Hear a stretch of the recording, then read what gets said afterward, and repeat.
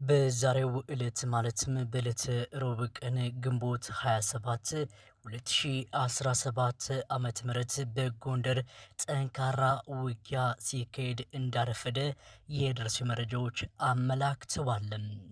የአማራ ፋኖ ብሔራዊ ኃይል በጎንደር ቀጠና አዲስ የተደራጀው ዳግማዊ ቴዎድሮስ አምስተኛ ኮር በጎንደር ኮማንዶ በላይ የተሰኘን ንዑስ ልዩ ኦፕሬሽን ስለመጀመሩ የደረሱ መረጃዎችም አመላክተዋል።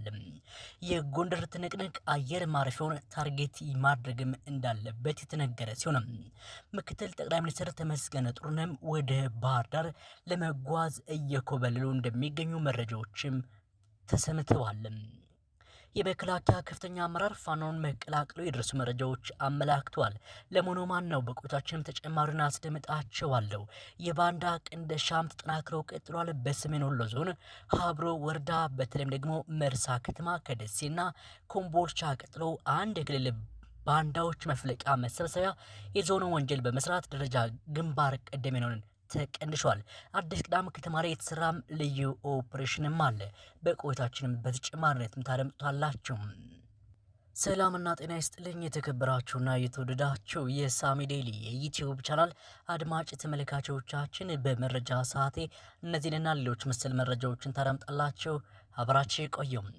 መረጃ ጎንደር ቀጠና በጎንደር ጠንካራ ውጊያ እየተካሄደ ይገኛል።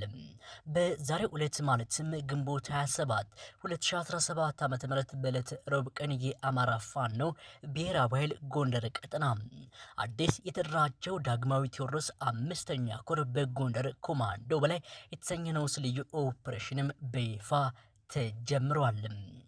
የዘመቻ ቋራ ቃል ኪዳን አካል የሆነው ንዑስ ልዩ ኦፕሬሽን እየተደረገባቸው የሚገኝ ሲሆን የአማራ ፋኖ ብሔራዊ ኃይል ጎንደር ቀጠና ዳግማዊ ቴዎድሮስ አንደኛ ኮር የጎንደር በጋሻው ክፍለ ጦር የጎንደር ብርጌድ የቃኞ ብርጌድ እና የአጼ ፋሲለደስ ብርጌዶች በጥምረት ጎንደር ከተማ ምስራቃዊ አቅጣጫ ዘለቀው በመግባት ከንጋቱ 11 ሰዓት ጀምሮ ብርቱ ውጊያዎችን በማድረግ የጠላትን ምሽግ ሰብረውት እየገሰገሱ ይገኛሉ።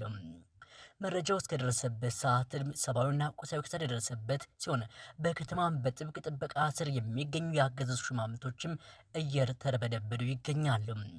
በጎንደር ከተማ ደቡባዊ አቅጣጫ የአጼ ቴዎድሮስ አውሮፕላን ማረፊያ አቅራቢያ ብርሃን የተባለ የጠላት ምሽግ በማፈራረስ በጥልቅ ለመግባት እየተዋጋ የሚገኘው የአማራ ፋኖ ብሔራዊ ኃይልም በጎንደር ቀጠና ማለትም እንደ መረጃ ምንጮቻችን ገለጻ ቴዎድሮስ በሁለት አምስተኛ ኮር የታደለ ብርሃኑ አካል ብርጌዶች ናቸው። በዚህም የጎንደር ከተማ አስተዳደር ጣዳ ክፍለ ከተማ እየተደረገ በሚገኘው ተጋድለው የወደድ ብልጽግና ጨፍጫፍ ታጣቂ በጀግናው ሰራዊቶች ብርቱ ክንድም እየተደቆሱ ይገኛሉ። በጎንደር ዙሪያ ወረዳ አዳሩን ማክሰኝት ከተማን ጠላትን ደምስሶ ሰብሮ በመቆጣጠር የወረዳውን ፖሊስ ጣቢያ በመስበር ከሰባ በላይ የግፍ እስረኞችን ማስለቀቅ የቻለው የአማራ ፋኖ ብሔራዊ ኃይል ጎንደር ቀጠና የዳግማዊ ቴዎድሮስ አምስተኛ ኮር የጥቁር አንበሳ ክፍለ ጦር አሁንም ከተማዋን በመቆጣጠር ቀሪ ተልእኮዎችን በመፈጸም ላይ የሚገኝ ሲሆን ከጎንደር ከተማ 40 ኪሎ ሜትር የተወሰደ ስኬታማ ኦፕሬሽን ነው።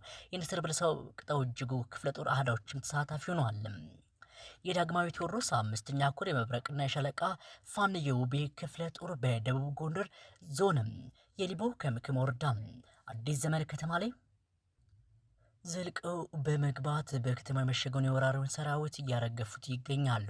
እየተደረጉ የሚገኙ ኦፕሬሽኖች ከጎንደር ባህር ዳር ዋና አውራ ጎዳና ላይ የሚገኙ ከተሞችን የሚደረጉ በመሆናቸው ህብረተሰቡም በከተማና ጥቁር አስፓልት መንገድ ላይ ጥንቃቄ እንዲያደርግ ጭምር መልእክትም ተላልፏል ነው የተባለው።